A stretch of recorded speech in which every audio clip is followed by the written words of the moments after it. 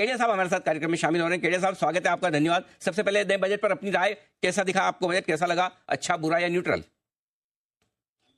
तो लास्ट 4 5 8 10 दिन से मतलब ऐसी तैयारी में थे कि बड़ी शादी की बारात निकलेगी।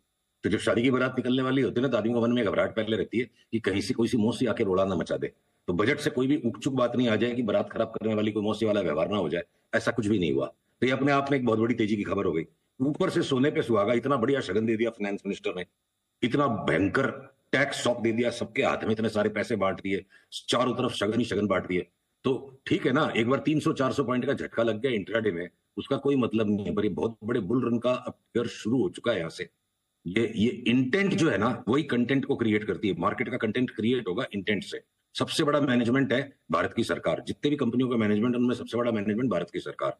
आज अगर गवर्नमेंट ने इस तरह से टैक्स इंटेंट पे इतनी बड़ी सेलिब्रेटरी मोड का इंडिकेशन दे दिया, आरबीआई की पॉलिसी आएगी सप्ताह के एंड में, अगले सप्ताह इस बीच में नया टैक्स बिल आएगा। अब देखो, एक के बाद एक मेरे को लगता है सरकार की तरफ से ऐसी बैटिंग होगी, और जब सरकार तेजी करे ना, उसके सामने कोई सामना करके मंदी नहीं कर सकता। सारी चार्ट्स तैयार है, सारी चार्ट जो चीख चीख के 15 दिन से तैयारी कर रही थी कि बड़ी तेजी शुरू होने वाली है, आज उसका बिगुल बज गया। ये बहुत बढ़िया बात है कि तेजी की तैयारी है, लेकिन ऐसे में क्या अगर गलती से 23,300 के नीचे वापस निफ्टी चला जाए, बंद हो जाए, तो क्या फिर तेजी की पोजीशन खत्म कर देनी, जैसे आप सुबह बता रहे थे? तो भाई वो तो देखो, स्टॉप लॉस अपना अपना बर्दाश्त रखने के लिए रखना पड़ेगा।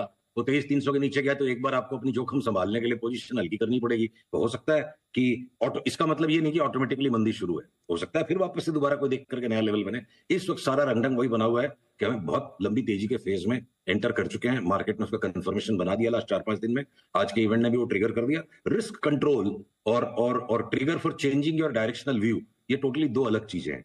तो रिस्क को संभालने के लिए जो सवेरे अपनी बात हुई थी, करीब 300 पॉइंट का झटका है तो लेना चाहिए, और झटका आया और लेना चाहिए था। और आज का जो लो है, तो आप उसको करीब करीब आज उसको स्टॉप लॉस बनाओ, या कंजर्वेटिव रहो कि 23,250 को 23,250 को स्टॉप लॉस बनाओ, और इन्वेस्टमेंट की पोजीशंस को लो। 2.5 साल तक आराम करने के बाद, थकावट के बाद, बिना कोई रिटर्न प्रोड्यूस करने के बाद आज डीमार्ट उछल गया 7.5-8%। ये इंडिकेटर है कि अगले 6 महीने मेरे को लगता है डीमार्ट डबल हो जाएगा, तो कोई बड़ी बात नहीं है। उस तरह की चार्ट्स तैयार हैं।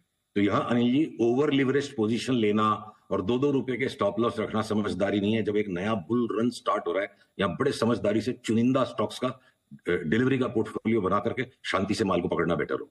ओके, चलिए, बहुत बढ़िया। तो लंबी तेजी के लिए खेलें, यह है सुशील जी की राय। सुशील जी बताएं, फिर क्या खरीदना है इस बाजार में? अनिल जी, वापस में वही जवाब दोहराऊंगा, क्या नहीं खरीदना की लिस्ट बड़ी छोटी है। ओके। ये बैंकों में आईसीआईसी HDFC नहीं खरीदूंगा मैं, और आपके ये कोटक महिंद्रा नहीं खरीदूंगा।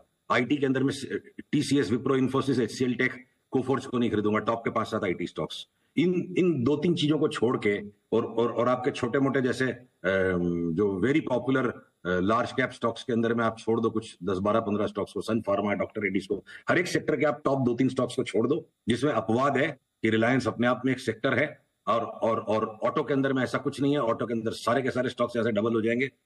तो ब्रॉडली 15-20 स्टॉक्स को आप लार्ज कैप्स को छोड़ दो, या ITC को छोड़ दो, 20-25% की रिटर्न देगा। उसके अलावा तो सारा बाजार लगता है कि नहीं, मतलब समस्या ये हो जाएगी, मतलब कि किसको ले किसको नहीं ले, सब कुछ चलेगा और जम के चलेगा। महिंद्रा एंड महिंद्रा को आप छोड़ दो, 25% की रिटर्न महिंद्रा एंड महिंद्रा में, ITC में 25% है।